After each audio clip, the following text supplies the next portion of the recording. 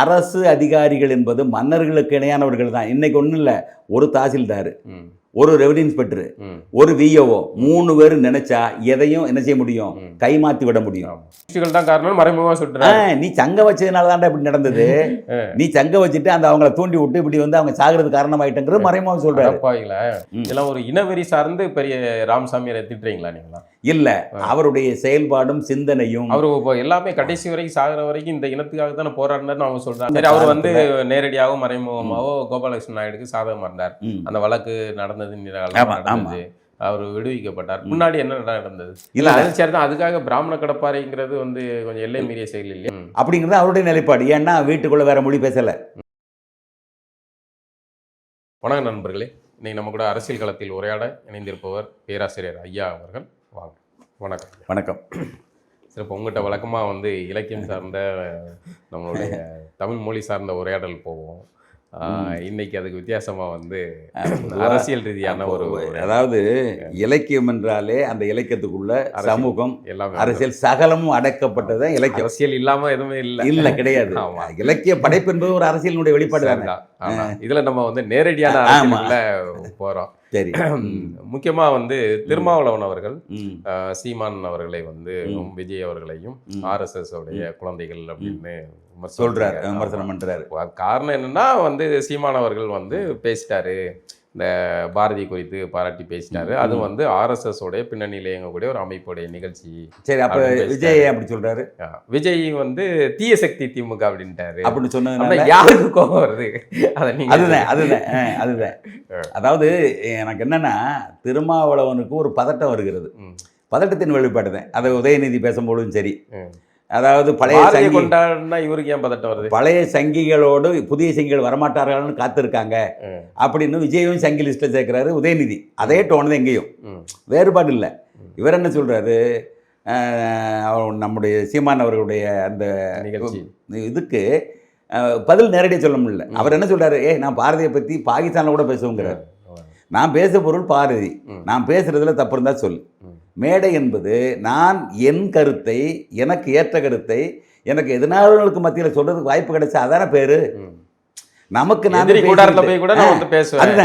அந்த களத்துல போய் நான் பேசுறேன்னு சொன்னா, என்ன அழைச்சிருக்காங்கன்னு சொன்னா, அப்ப அதை நான் வந்து என்ன செய்யறேன், எதிர்கொள்றேன். அவன்கிட்ட நான் என் கருத்தை வைக்கிறேன், அதை பாராட்டுறாங்க. அப்ப என் கருத்து பரவலாகிறதுக்கு அது ஒரு களமாக இருக்கிறது. இதுல குறை சொல்றதுக்கு என்ன இருக்கு அப்படிங்கிறது அவருடைய கேள்வி. ஆனா இவங்களால நேரடியாக பதில் சொல்ல முடியல. அங்க போன கேள்வி என்னன்னா, இப்போ அடி வந்து திமுக உழுது. ஆமா, திமுக காரன் பதட்டமானா நியாயம். ஆமா, ஆனா திமுக காரனை எந்த முதலடியை வாங்குவான்? அடியாள் வாங்குவானா முதலாளி வாங்குவானா? அடியாள் கிட்ட யாரு முன்னால போவாங்க? திருமாவளவனே அடியாளுங்கிறீங்களா? இல்ல, அப்படித்தானே அவருடைய செயல்பாடு இருக்கு. நான் சொல்லல, அவங்க செயல்பாடு. அதாவது திமுகவை தாக்குகின்ற பொழுது திமுக அப்படிங்கிறீங்களா? இவர் ஏன் குறுக்க வராரு? அப்போ என்ன அர்த்தம், கூட்டணியில் இருக்கின்றவர்கள் என்ன செய்கிறாங்க, ஒன்று முட்டு கொடுக்குறாங்க, இல்லை என்ன செய்கிறாங்க உங்களுக்கு தெரியும், தோழமை சுட்டலுங்கிறாங்க. இல்லாட்டா வந்து நான் பண்ணாத போராட்டமா அப்படிங்கிறாங்க. போராட்டம் அவங்ககிட்ட அனுமதி வாங்கிட்டு பண்ணுற போராட்டமா சொல்லுங்க.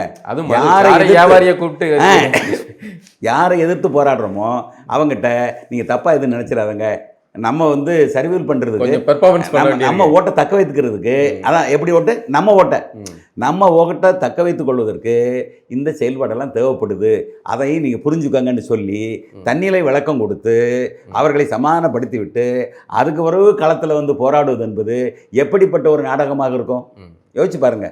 அரசியலில் இது வந்து இயல்பு தான், அதை நான் மறுக்கலை.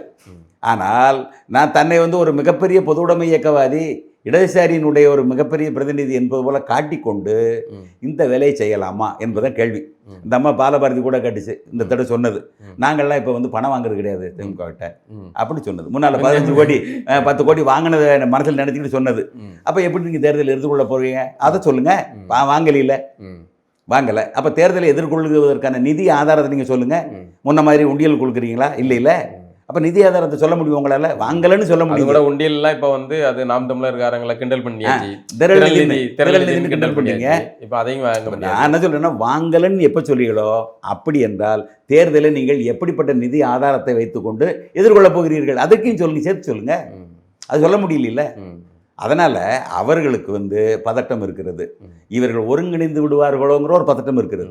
இல்லை, அதில் திருமாவை இறக்கி விடுறதுக்கான தேவை இல்லை, அதாவது அதுதான் சொல்கிறேன்ல, யார் கடைசியில் கிடக்காங்களோ அவன் தான் முன்னால் வருவாங்க.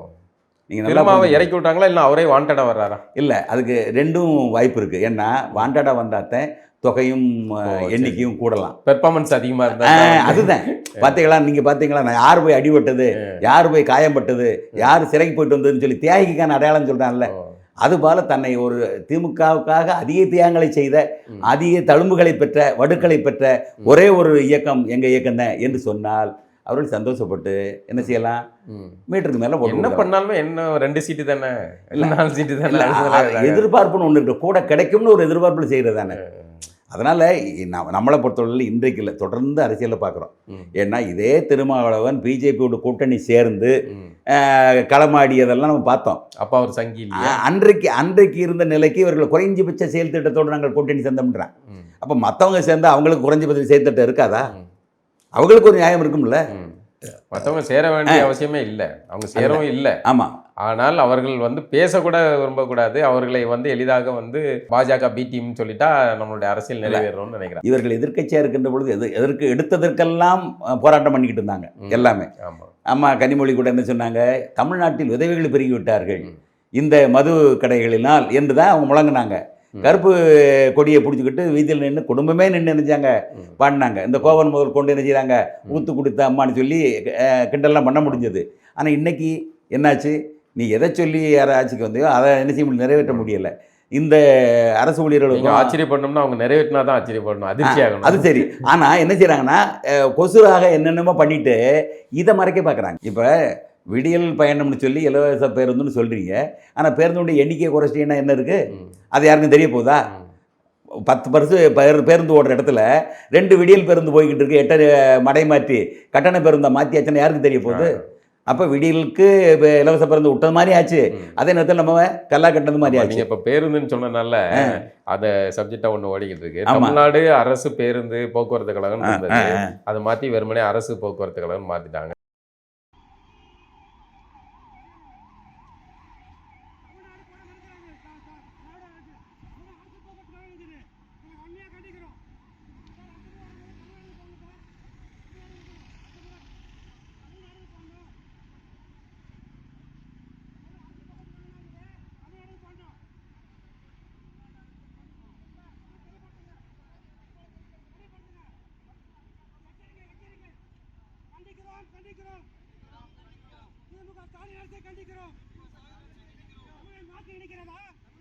நம்ம வந்து நாம் தமிழர் தம்பிகள் தமிழ் தேசிய அமைப்புகள் எல்லாரும் ஸ்டிக்கர் ஓட்டுறாங்க.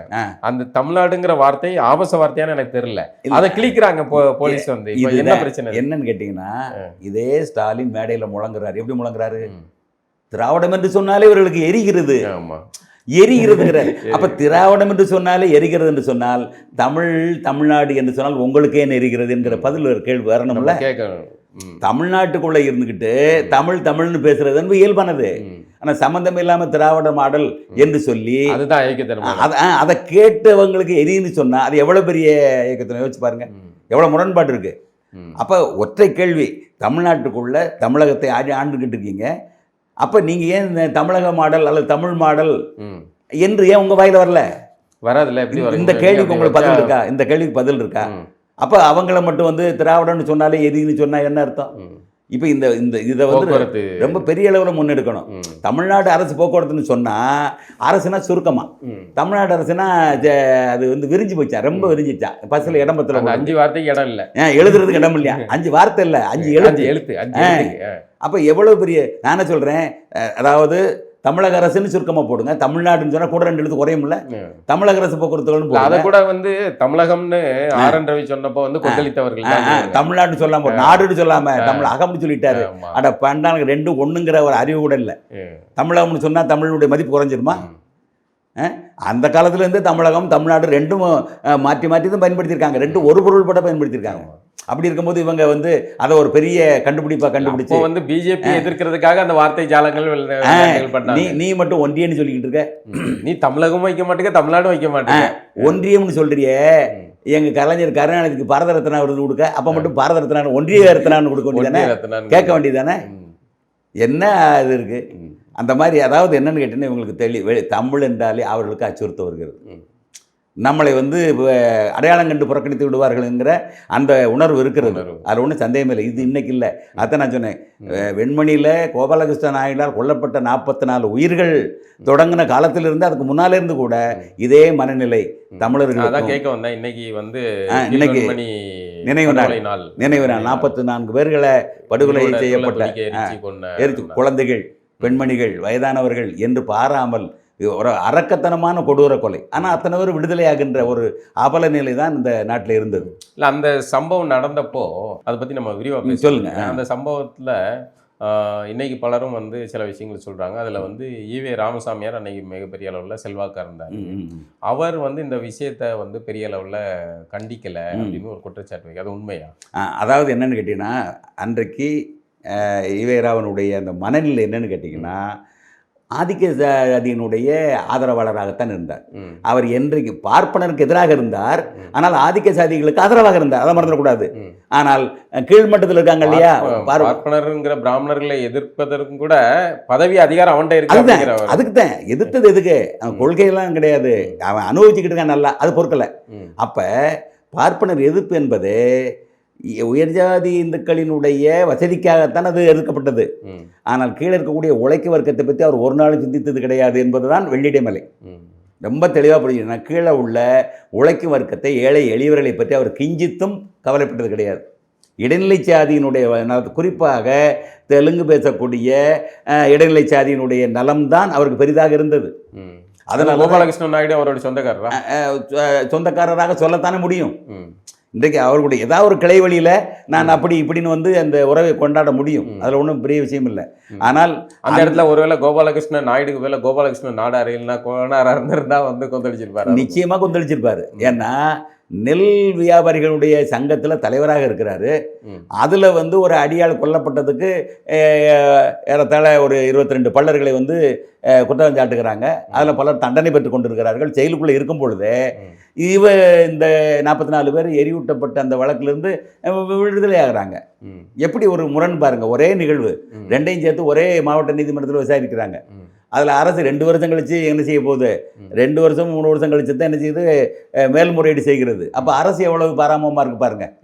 அன்றைக்கு அண்ணா இருந்த காலம். அப்போ அப்படிப்பட்ட காலத்தில் அவர் இறந்த பின்னால் அடுத்த இது வருது. இறந்த பின்னால் அந்த இது வருது எங்கள் மேல்முறையீட்டுக்கு.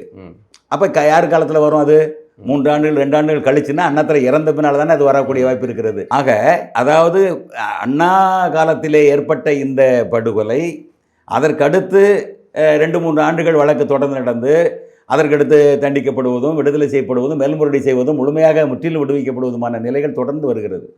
அப்போ இந்த நிகழ்வுகள் எல்லாம் முழுக்க முழுக்க நீதியரசராக இருந்து விடுவித்தவர் யாருன்னு கேட்டீங்கன்னா அதே தெலுங்கு தாய்மொழியை கொண்டவர். அதையும் நம்ம யோசிக்கணும். இப்போ எதுக்கு வந்து கோபாலகிருஷ்ணன் கண்டித்து அவர் ஒரு அறிக்கை, மிக நீண்ட அறிக்கை விடுகிறார். கரெக்டாக அந்த 28 டிசம்பரில் 68வது வருஷத்தில் அந்த நிகழ்ச்சி நடக்கிறது 2 நாள் கழித்து அவர் அறிக்கை விடுறார். நீண்ட அறிக்கை விடுகிறார். ஆனால் கோபாலகிருஷ்ண நாயுடு கண்டித்து ஒரு குறிப்பு கூட வரல. இல்லை, அந்த சம்பவத்தில் அன்னைக்கு வந்து எல்லா நாளிதழ்களுமே அது தலைப்புச் செய்தி. ஏன்னா 44 மிகப்பெரிய அளவில் தேவேந்தரும் பறையரும் வந்து கூட்டாக தொழிலாளர்களாக வந்து கொல்லப்படுகிறார்கள், எரித்து கொல்லப்படுகிறார்கள். அப்போ அந்த செய்தி நாடு முழுக்க பெரிய அதிர்வை உண்டு பண்ணுது. எல்லாமே தலைப்புச் செய்தியாக போடுறாங்க. நேஷனல் இன்டர்நேஷனல் பத்திரிகை வரைக்கும், வெளிநாட்டு பத்திரிகை, ஆங்கில பத்திரிகை எல்லாமே வருது. ஆமாம். ஆனால் தமிழ்நாட்டில் தமிழர்களுடைய காசில் பொழப்பு நடத்திக்கிட்டு இருக்கிற ராமசாமியாரும் எல்லாம் விடுதலை அந்த நாளிதழில் வந்து அது ஒரு சின்னதாக சிங்கிள் காலம் பாக்ஸ் கட்டிங்காக வருது. 42 பேர் கொல்லப்பட்டாங்க. அவ்வளோதான் இங்கே வந்து தமிழர்களுடைய உயிருக்கு மதிப்பு அப்படின்னு அந்த இதை பார்க்கும்போது எனக்கு தோணுச்சு. தமிழர்களிலும் எளியவர்கள் அடிப்படையில் பார்த்தீங்கன்னா அந்த தஞ்சை மண்ணில் முழுக்க முழுக்க நெற்களஞ்சியமாக இருக்கக்கூடிய அந்த மண்ணில் பெரும்பாலும் அன்றைக்கு பல்லர்கள் என்று அழைக்கப்பட்டு இன்றைக்கு தேவேந்திரர்கள் என்று அழைக்கப்படுகின்ற அந்த மக்கள் தான் பெருவாரியான உழைப்பாளிகள். இன்னும் சொல்லவும் உங்களை களப்பால் குப்பு என்பவர் சிறைக்குள்ள விஷம் வைத்துக் கொள்ளப்பட்டார். இதே பொது உடைமை இயக்கத்தில் தீவிரமாக செயல்பட்டவர். அதே போல் எச்சி முருகையன் எம்ஜிஆர் காலத்தில் வந்து அவரை படுகொலை செய்யப்பட்டார்கள். பொது தொகுதியில் தனித்து நின்று தன்னுடைய மக்கள் செல்வாக்கால் வெற்றி பெற்றவர், பெரிய தலைவராக தேர்ந்தெடுக்கப்பட்டவர், ஒன்றியங்களினுடைய தலைவராக தேர்ந்தெடுக்கப்பட்டவர். அத்தனை சமூகத்தைச் சேர்ந்தவர்களும் அவரை தலைவராக தேர்ந்தெடுத்தார்கள். ஒரே நாளில் பல கிலோமீட்டர் தூரம் அவர் வந்து சாலை அமைத்து சாதனை படைத்தவர். அப்படிப்பட்ட செயல்திறம் மிக்க அவர் வந்து சுனாமி நேரங்களிலெல்லாம் அவர் குடிசைகளை வாழ்ந்து ரொம்ப அல்லோலைப்பட்டதாக நாம் பார்க்கிறோம். அப்படிப்பட்ட தியாகங்களை செய்த பொதுவுடைமை இயக்கவாதிகள் இருந்த காலம் அந்த மண். அப்போ ஆரம்ப காலத்தில் காங்கிரஸில் இருந்து தங்களுடைய அந்த உணர்வை வெளிப்படுத்தினார்கள் அந்த மக்கள், அங்கே உள்ள மக்கள், உழைக்கும் மக்கள். 2வது காலகட்டத்தில் பொதுவுடைமை இயக்கத்தில் சார்ந்து தன்னை வந்து கரைத்து கொண்டார்கள். 3வது காலகட்டம் திராவிட இயக்கத்துக்குள்ள உள்ள போய் அங்கேயும் என்ன செய்கிறாங்க, அடிமலாகத்தான் கல்யாணாங்க. வேறு வாக்கு வங்கியாக இன்னைக்கு வரைக்கும் அந்த டெல்டா மாவட்டத்தினுடைய மக்களுக்கு, அந்த உழைக்கும் மக்களுக்கு எந்த கட்சிகளும் எந்த அரசும் சாதகமாக இல்லை. அதுதான் முக்கியமானது. இன்றைக்கு தான் கொஞ்சம் விழிப்புணர்வு வந்திருக்கிறது. சமூகமாக அடையாளம் காணுகிறார்கள். கட்சியாக இருந்து பார்த்து நம்ம வந்து என்ன செய்கிறாங்க, யாருமே நம்மை பற்றி கவலைப்படலை, அவங்க அரசியல் தான் பண்ணுறாங்க. எனவே அப்படிப்பட்ட ஒரு நிலை இன்றைக்கு புரிந்து கொண்டிருக்கிறார்கள். அப்போ அந்த மண் என்பது வந்து முழுக்க முழுக்க விவசாயம், நெல் விவசாயம் தான் அதிகமாக. அப்போ காவிரி பகுதி முழுக்க முழுக்க அந்த மக்கள் நிறைந்த பகுதி. நீ உங்களுக்கு திருவாரூர் மாவட்டம், தஞ்சாவூர் மாவட்டம், புதுக்கோட்டை மாவட்டம், அங்கே நாகப்பட்டினம் மாவட்டம் என்று பார்த்தீங்கன்னா எல்லாம் நிறைஞ்சிருக்கக்கூடிய பகுதி. அப்படிப்பட்ட அந்த இடத்துல இந்த மக்கள் வந்து நில உடைமையாளர்கள் அவங்க எப்படி ஆனாங்க? நாயக்கர்களுக்கு நூற்றுக்கணக்காக எங்கிருந்து வந்தது யோசிச்சு பாருங்க. ஒரு தரிசு நிலங்களையோ காடுகளையோ அழித்து விளைய வைக்கக்கூடிய பூமியாக அல்லது வயல்களாக மாற்றக்கூடிய நிலை யாரிடம் இருந்தது? உழைக்கு வர்க்கத்தில் இருந்தது. அப்போ அவங்கள்ட்ட இருந்த அத்தனை நிலங்களை எல்லாம் கையகப்படுத்தி கொண்டார்கள் அரசு அதிகாரத்தால். இதுதான் நடந்தது. அப்போ பண்ணை கூலிகளாக மாற்றுகிறார்கள். இது அரசு அதிகாரத்தினுடைய அடிப்படையில். முந்தி வந்து அதிகாரத்தை பிடித்த மன்னர்கள் ஆட்சியில வாளின் முனையில செஞ்சாங்க. ஆமா, பின்னாடி வந்து அதிகாரத்தை பயன்படுத்தி திரும்ப அதே. அதுதான் அரசு அதிகாரிகள் என்பது மன்னர்களுக்கு இணையானவர்கள் தான். இன்னைக்கு ஒன்றும் இல்லை, ஒரு தாசில்தார், ஒரு ரெவன்யூ இன்ஸ்பெக்டர், ஒரு விஓஓ, 3 பேர் நினைச்சா எதையும் என்ன செய்ய முடியும், கைமாற்றி விட முடியும், எளிமையாக கைமாற்ற முடியும். இன்னைக்கு கோயில்களுக்கும் மடங்களுக்கும் ஆயிரக்கணக்கான ஏக்கர் எங்கிருந்து வந்தது? யாருடைய உழைப்பிலிருந்து அந்த வயல்கள் உருவாகிருக்கும்? அப்படி யோசிச்சு பாருங்க. ஏன்னா இந்த யதார்த்தத்தை மறந்துவிட்டு முழுக்க முழுக்க அந்த உழைப்பாளிகளை அவர்களுடைய அறியாமையை பயன்படுத்தி என்ன செய்யறாங்க, மூர்க்கத்தனமாக அவங்க ஏமாத்துறாங்க. அந்த சமயத்தில் ராமசாமி அவருடைய அவர் நீண்ட அறிக்கை, அவர் அந்த நீண்ட அறிக்கையில கம்யூனிஸ்டை சாடுகிறார். முழுக்க முழுக்க போராட்டம் என்று சொல்லி என்ன செய்யறாங்க, அவங்க வந்து இந்த நாட்டினுடைய அமைதிக்கு 44 பேர் கொல்லப்பட்டதுக்கு கம்யூனிஸ்டுகள் தான் காரணம் மறைமுகமாக சொல்றாங்க. நீ சங்கம் வச்சதுனால தான்டா இப்படி நடந்தது, நீ சங்கம் வச்சுட்டு அந்த அவங்கள தூண்டி விட்டு இப்படி வந்து அவங்க சாகிறது காரணமாயிட்டங்கிறது மறைமுகமாக சொல்றாரு. அப்போ பார்ப்பனர்களை வந்து திரும்ப திரும்ப சனாதனம், பார்ப்பனர்கள் வெள்ளைக்காரன் ஆளணும், இந்தியாவில் உள்ளவங்க எவன் ஆண்டாலும் நாடு இப்படித்தாண்டா நாசமா போங்கிறாரு. வெள்ளைக்காரன் ஆண்டாலும் இந்த நாடு சுபிச்சமாக இருக்கும், இந்தியர்கள் எவன் ஆண்டாலும் இந்த நாடு நாசமா போகும்.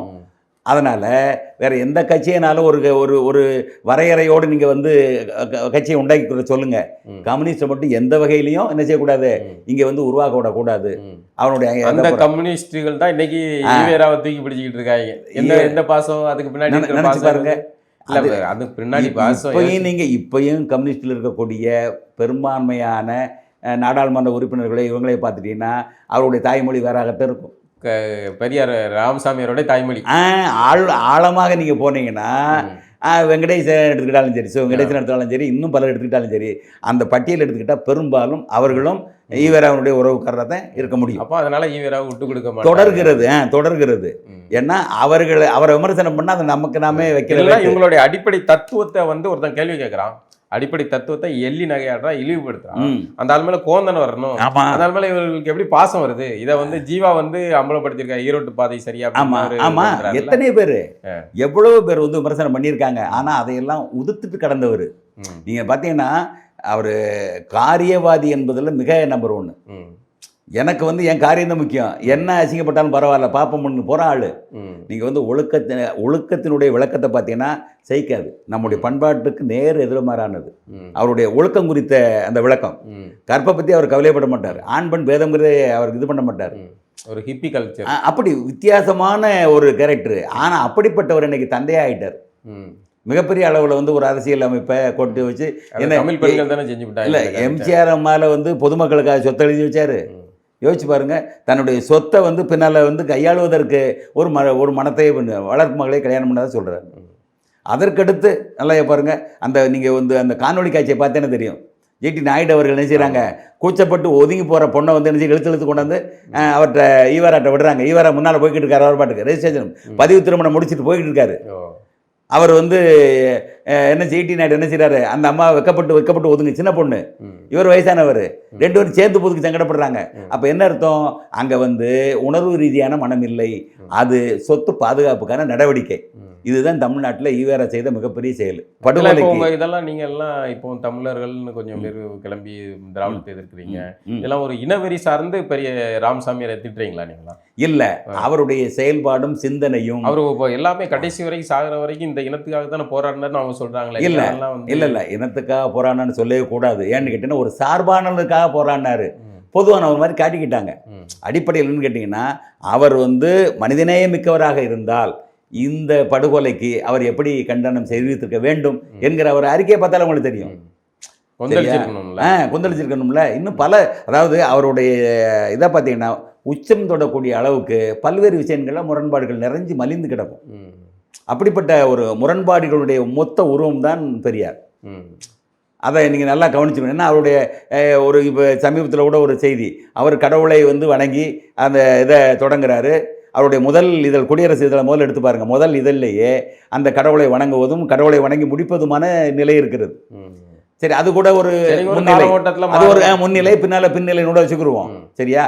ஆனால் தனக்கு தேவை ஏற்பட்டால் எந்த சமரசத்துக்கும் தயாராவார் என்பதுதான் அவருடைய வாழ்க்கையில் நம்ம பார்க்கக்கூடிய விஷயம்.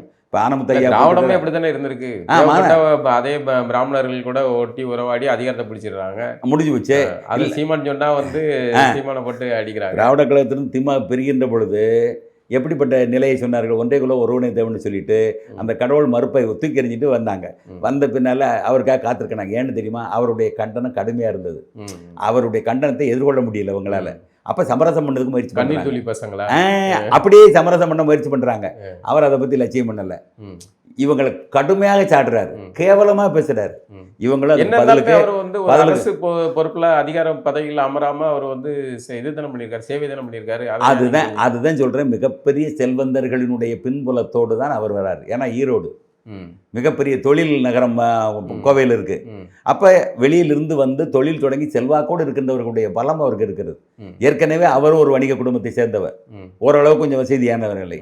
மற்றவர்களாலும் அவர் வந்து பாதுகாக்கப்படுகிறார். ஏன்னா அவர் வந்து அவங்களுடைய பிரதிநிதியாக வெளிப்படுறாரு. அது அவங்களுக்கு தெரியல, மற்றவங்களுக்கு தெரியுதோ இல்லையோ, அவங்களுக்கு தெரியும். அப்போ அந்த நிலையில தான் அவருடைய முன்னெடுப்புகள் எல்லாம் பல்வேறு வகையான நமக்கு தெரிஞ்சால் தெரியும். அது பகுத்தறிவு என்பதில் மாற்றம் இல்லை. ஏனென்றால் எல்லா விஷயங்களையும் சர்வசாதாரணமாக எடுத்துக்கொண்டு போறாருன்னா அது வந்து பண்பாட்டின் மீது கடவுள் மீது நம்பிக்கை கொண்டவர்களாலும் செய்ய முடியாது.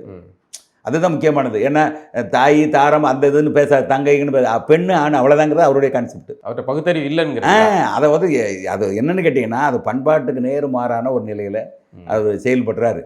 இதை புற ஒழிக்கணுங்கிற குடும்பங்கிறது இருக்கக்கூடாதுங்கிறாரு.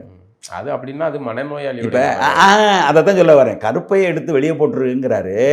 அவன் 4 பொண்டாட்டி கட்டான நீ 4 புருஷனை கட்டுங்கிறாரு. இதையெல்லாம் பெண்களுக்கு ஏற்படுத்தப்பட்ட விழிப்புணர்வோல நினைக்கிறாரு. ஆனால் குடும்ப கட்டமைப்பை சிதைக்கணுங்கிறது உள்நோக்கமாக இருக்கு. யோசிச்சு பாருங்க, ஒரு சமூகம் என்பது எதனால வருது? தனி மனிதன் குடும்பமாக வாழ்ந்து அந்த குடும்பங்களுடைய ஒட்டுமொத்தமான சேர்க்கை தான் சமூகம். அப்போ அடுத்த வாரத்துக்கு அழிக்கிற மாதிரி குடும்ப கட்டமைப்பை அழிச்சாச்சுன்னா அப்புறம் சமூகங்கிறது எப்படி வரும்?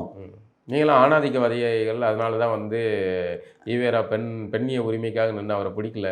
சரி, ஆணாதிக்கவாதினா அவர் ஆதிக்கம் செலுத்தாமையால் இந்த இடத்துக்கு வந்தார். அவர் வந்து அடிபணிந்து இருந்தாரா? அவர் ஆதிக்கம் செலுத்தினதுனால தானே இந்த உயரத்துக்கு வந்தார்.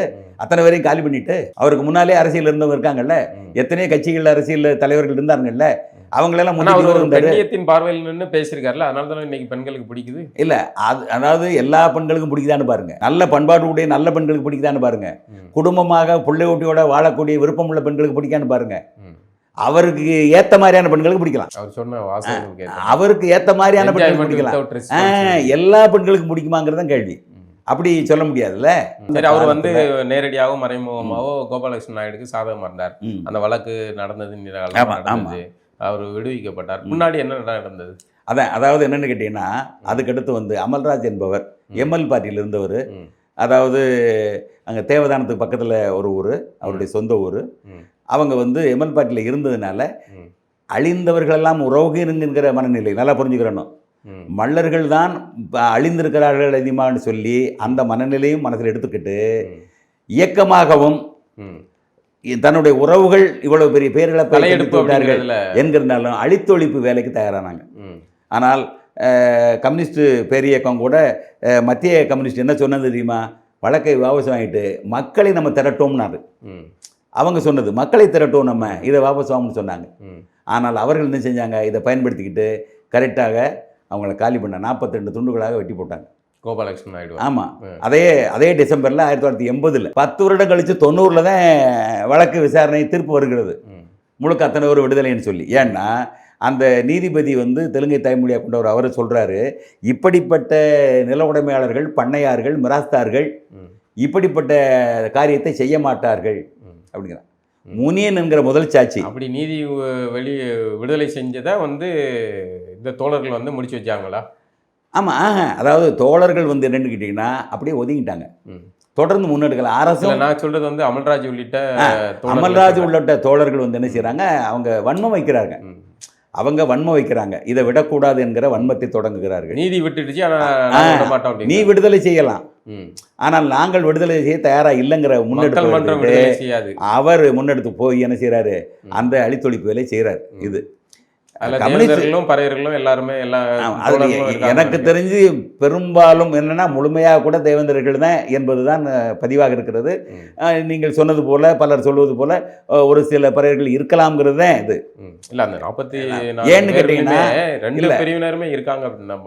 இல்ல, அதுதான் துல்லியமாக இல்லை, அதுதான் முக்கியமானது. பெரும்பாலும் நான் அறிந்த வரையில் பெரும்பாலும் மல்லர்கள் தான் இருந்தார்கள் என்பதாக எண்ணிக்கையில் இருந்ததாக சொல்லப்படுகிறது. இதில் முனியன் என்பவன் தான் முதல் சாட்சியாக காட்டப்படுறான். அந்த முனியனுடைய சாட்சியம் என்பது அங்கே எடுபடலை. காரணம் என்னன்னு கேட்டிங்கன்னா இவருடைய தகுதி என்பது இந்த மாதிரியான செயல்பட, ஏன்னா அவன் நேரடி சாட்சி, பார்த்த சாட்சியாக சொல்கிறான். நான் கண்ணார பார்த்தேன், அந்த கூட்டத்தில் இவர் இருந்த கோபாலகிருஷ்ண நாயுடு இருந்தார், அத்தனை பேரும் நாயுடு, கூட வந்தவங்க அத்தனை பேரும் நாயுடு, குற்றஞ்சாட்டப்பட்ட அத்தனை பேரும் நாயுடு அப்படின்னு சொல்லுகிறத என்ன செய்யலை? அவன் எடுக்கலை. கீழே மாவட்ட நீதிமன்றம் ஏற்றுக்கொள்கிறது. ஆனால் மேலே கொண்டு போகும்போது அது இல்லாமல் பண்ணுறாங்க. இதில் அரசாக இருக்கக்கூடிய திராவிட முன்னேற்ற கழக அரசு என்ன செய்கிறது? அந்த மேல் கோர்ட்டு கொண்டு போகிற அப்பீல் பண்ணக்கூடியதை மேல்முறையீட்டை தாமதமாக பண்ணுது. பொது உடைமை இயக்கத்தை சார்ந்தவங்க அதை என்ன செய்கிறாங்க? மெல்ல மெல்ல கை கழுவுறாங்க. ஏன்னா மத்தியில் உள்ள பொது தலைவர்கள் என்ன செய்கிறாங்க? விட்டுருங்க, மக்களை நம்ம திரட்டுவோம் அப்படிங்கிற மாதிரி. அப்போ சட்டம் நமக்கு சாதகம் இல்லைன்னா நம்ம மக்களை திரட்டி தான் நம்ம நீதி பெறணும் அப்படிங்கிற மனநிலைக்கு அவங்க வராங்க. இப்படி அரசும் கைவிட்டு விட்டது, கட்சியும் கைவிட்டு விட்டது. ஆனால் களத்தில் இருக்கக்கூடிய எளிய மக்களை என்ன செய்கிறாங்க? நினச்சி பார்த்து அவனை அழித்தொழிப்பு செய்து ஒரு மனநிறைவை உண்டாக்கினார்கள். அன்றைக்கு இப்படிப்பட்ட ஒரு கொடுங்கோலன், ஒரு மிகப்பெரிய கொடியவன் அழித்தொழிக்கப்பட்டான் என்பதில் ஒரு ஆறுதல் கிடைச்சது. இல்லை, இந்த விஷயத்தில் அவர்களை வெறுமனை தொழிலாளர்களாக பார்க்குறதா? ஏன்னா இடதுசாரிகள் அவர்களை வெறுமனை தொழிலாளர்களாக முன்னெடுக்கிறாங்க. மற்ற அந்த சமூகத்தை சார்ந்தவர்கள் அவர்களை தேவேந்தர்களாகவும் பறையர்களாகவும் அவர்கள் இது எடுக்கிறாங்க. அதனால தான் அவர்கள் அதுக்கு ஒரு சாதி அடையாளத்தை கொடுக்குறாங்க. சாதி இந்த சாதியாக இருந்ததுனால தான் இந்த ஆதிக்க சாதி மணலில் கோபாலகிருஷ்ணன் நாயுடு இந்த சம்பவத்தை செஞ்சாரு அப்படின்னு சொல்றாங்க. நீங்க எப்படி பார்க்குறீங்க? உண்மை. அதாவது இன்றைக்கு பொது உடைமை இயக்கம் இந்தியாவில் மிகப்பெரிய காங்கிரஸ் இயக்கத்திற்கு எதிரான கட்சியாக இந்தியா முழுவதும் நிரம்பி கிடந்த ஒரு நிலையில் இன்றைக்கு பெருங்காய டப்பா வாசனை போல் குறைஞ்சி போச்சு. இதுக்கு என்ன காரணம்? கொள்கையில் பழுதில்லை. கொள்கை என்பது அப்பளுக்கு இல்லாத மிகச்சிறந்த கொள்கை, பொது உடைமை கொள்கை. ஆனால் அந்த கொள்கை பிரிவினைகளற்ற சமூகம் என்கிற ஒரு நிலைப்பாட்டில் ரஷ்யா போன்ற நாடுகளுக்கு, சைனா போன்ற நாடுகளுக்கு சாத்தியமானது அந்த கொள்கை. ஏனென்றால் அங்கே உழைப்பு, முதலாளி, தொழிலாளி, வர்க்கம் இந்த அடிப்படையில் இருக்கக்கூடிய பேதங்களுக்கு இந்த பொது உடைமை இயக்கம் மிகப்பெரிய பொருத்தமாக இருந்தது. ஆனால் இங்கே ஆயிரக்கணக்கான ஜாதிகளாக பிரிந்து கிடக்கக்கூடிய இந்த இந்திய மண்ணில் இந்த பொது உடைமை இயக்கத்தினுடைய கோட்பாடு மேட்ச் ஆகலை, பொருத்தமாகலை. அதனால் இங்கே இருக்கக்கூடிய உணர்வு மேலோங்கி உணர்வு வந்து வர்க்க உணர்வு அல்ல, ஜாதிய உணர்வு தான் மேலோங்கி நிற்கிறது. வர்க்க உணர்வு என்பது அதுக்குள்ள சாதாரணமாக நிற்குது, சாதியும் வர்க்கம் சேர்ந்து நம்ம நிற்குது. ஆனால் இவர்கள் எதில் கையில் எடுக்கிறாங்க என்றால், பூனை கண்ணை மூடி கொண்டு உலகமே இருந்து விட்டதை போல இவர்கள் என்ன செய்கிறாங்க, வர்க்கம் வர்க்கம்ங்கிறாங்க. ஆனால் அங்கே சாதியம் தான் தலைதுக்கி நிற்கிறது. ஏன் அந்த நிலைக்கு வந்தோம்னா சாதி தான் காரணமா, சாதி தான். அதைத்தான் சொல்கிறேன். இவங்க வந்து அதைத்தான் நான் சொன்னேன். இந்த தொழிலாளர்களுடைய சங்கத்தில், அந்த கிழவனில் இருந்த சங்கத்தில் உறுப்பினர்களாக இந்த ஒடுக்கப்பட்ட மக்களை தவிர வேறு எந்த ஜாதி தந்தமும் இல்லையே. ஏன்? ஒரு கேள்வி. அதே போல் கோபாலகிருஷ்ண நாயுடு தலைவராக இருக்கக்கூடிய அந்த நெல் வணிகர் சங்கத்தில் நில உடைமையாளராக இருந்த பலர்கள் என்ன செய்யலை, அங்கே சங்க உறுப்பினராக இல்லையே. ஏன்? 5 ஏக்கர் உள்ள ஒரு நாயுடு வந்து உறுப்பினராகிறான், 10 ஏக்கர் உள்ள பலர் என்ன செய்ய முடியல, உறுப்பினராக முடியல. இது எதன் அடிப்படையில்? இதில் வர்க்கம் எங்கே வந்தது?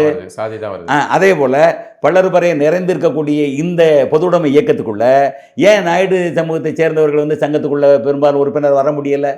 அப்போ அவர்களும் 2 பேரும் எரிஞ்சிருந்தாங்கன்னா நீங்கள் சொல்கிறது உண்மை. ஆனால் அதுக்கு முன்னாலேயே 30 வீடுகளை என்ன செய்கிறாங்க, தீ வச்சு கொளுத்துறாங்க. உயிர் பயத்தில் என்ன செய்கிறாங்க, எல்லாம் ஓடி வந்து வீட்டில் தஞ்சம் அடைகிறாங்க. அப்போ அந்த தஞ்சம் அடைகிற இடத்துல சரியான நேரத்தை பார்த்து வெளியே கூடி கதவை தாளிட்டு விட்டு தீ வச்சு கொடுத்துறாங்கன்னு சொல்கிறது எவ்வளோ பெரிய இது. அப்போ இந்த பொது உடைமைக்கு பொறுப்பாளர்கள் இல்லாத நேரமும் பார்க்குறாங்க. ஏன்னா கொச்சினில் கம்யூனிச மாநாடு நடந்துக்கிட்டு இருக்கு, அங்கே இவங்கெல்லாம் போயிருக்காங்க. இந்த நேரத்தையும் சரியாக கணக்கிட்டு ஆக திட்டமிட்ட படுகொலை என்பது தெளிவாக தெரிகிறது. இந்த சமயத்தில் சீமானவர்கள் வந்து ராமசாமியை போட்டு பொழப்போம் அப்படின்னு அவர் மட்டும் இல்லை, அதாவது இவர்கள் அரசியலை சரியாக புரிந்து கொண்ட அத்தனை பேருமே அவர் பெரியாரை எதுக்கு தான் செய்வாங்க, திராவிடத்தையும். ஏன்னா எல்லாமே முழுக்க இந்த தமிழர்களை பிரித்தாண்டு அவர்களுடைய இந்த உணர்வுகளை மழுங்கடுக்கி செய்து ஏதோ போதையில் வைப்பதை போல நினைச்சாங்க, திராவிட மாயைக்குள்ளே வைக்கிறாங்க. இல்லை அதுதான், அதுக்காக பிராமண கடப்பாறைங்கிறது வந்து கொஞ்சம் எல்லை மீறிய செயல் இல்லை. இல்லை அதைத்தான் சொல்கிறேன். அவர் வந்து ஏற்கனவே பார்ப்பார் என்பது தமிழர் தான் அப்படிங்கிற நிலைப்பாடு உடையவர் சீமான். அவங்க ஒன்றும் ஆரியர் கிடையாது. தமிழ்நாட்டு மண்ணிலே இன்றைக்கு இஸ்லாமியர்களைப் போல கிறிஸ்தவர்களைப் போல அவர்களும் வைதிகத்தை ஏற்றுக்கொண்ட தமிழர்கள் அப்படிங்கிறது அவருடைய நிலைப்பாடு. ஏன்னா வீட்டுக்குள்ள வேற மொழி பேசலை அப்படிங்கிறது அவருடைய நிலைப்பாடு. ஏன்னா வீட்டுக்குள்ள வேற மொழி பேசலை, கோயிலில் வேலை பார்க்கலாம் அல்லது சமஸ்கிருத பண்டித்தியம் பெற்றிருக்கலாம், ஆனால் வீட்டில் பொண்டாட்டி பிள்ளைகளோடு என்ன அந்தணர்களுக்கு முன்பு இங்க இருந்த அந்தணர்கள் வேற இல்லை. ஏன்னா அதுக்கு யாரும் உரிமை கொண்டாடாத நிலையில் அது வந்து இந்த பழக்கத்தினால என்ன செய்கிறது, ஒருத்தருக்கு உரிமையாயிருது. எப்படி திராவிட இயக்கம் அங்கே தள்ளுது இல்லை, அதான் பொறுப்பை உங்களிடம் இருக்கிற சிறப்புகளை இன்னொரு பக்கம் தள்ளி விடுறது ஒரு யுக்தியை செய்கிறாங்க. அது இல்லை, அது அவங்க வந்து தமிழுக்கு ஒன்றுன்னா அவங்க என்ன செய்யலாம், கிளைம் பண்ணணும். இது தமிழுக்குரியதுன்னு கிளைம் பண்ணானா அவங்க என்ன செய்கிறாங்க, அதை பற்றி பொருட்படுத்தலை. அதுதான் முக்கியமானது. ஏன்னா தமிழர்கள் வந்து திராவிட மணல் மாயையில சிக்கி இருக்கிறதுனால அவங்களும் அதை பெருசாக அதனால தான் கிழடி வெளிப்பட்ட ஆய்வுகள் கூட என்ன செய்கிறாங்க, திராவிட இங்கே பார்ப்பனர் அடையாளமே தமிழர்களுடைய அடையாளம் தான். அது அந்த அடையாளத்தை நீங்கள் வந்து எந்த பிராமணர்களோ அல்லது பேரமணர்களோ அவர்களுக்கும் இந்த இதுக்கும் நிலத்துக்கும் இது இல்லை, தொடர்பு இல்லை. இங்கே இவர்கள் வருவதற்கு முன்னாடி நமக்குன்னு ஒரு குருமார்கள் இருந்திருப்பாங்களா, அவன் தான் ஐயர். 2000 ஆண்டுகளாக இருந்த பார்ப்பனர்கள் இருக்கிறாங்க, பார்ப்பார்கள், ரைட்டா. அவங்க ஒரு ஒழுக்கமும் கொள்கையை வச்சிருக்கிறவங்க. தாங்கள் வழிபடுகின்ற நிலைக்கு ஏற்றவாறு புதிதாக உள்ள நுழைந்தவற்றை ஏற்றுக்கொள்ளலாம், அது தப்பு இல்லை. இன்றைக்கி எப்படி இஸ்லாத்தை ஏற்றுக்கிறோமோ அல்லது கிறிஸ்தவத்தை அதுபோல் அவங்க என்ன செய்யலாம், வட இந்தியாவிலிருந்து வரக்கூடிய வைதிகத்தை அவர்கள் ஏற்றுக்கொள்ளலாம், தப்பில்லை. அதன் அடிப்படையில் வாழலாம். அப்படி வாழ்ந்தவர்களுக்கு அடுத்து 2வது என்ன, நாயக்கர் காலத்தில் தெலுங்கு பிராமணனுக்கு உள்ளே வர்றாங்க.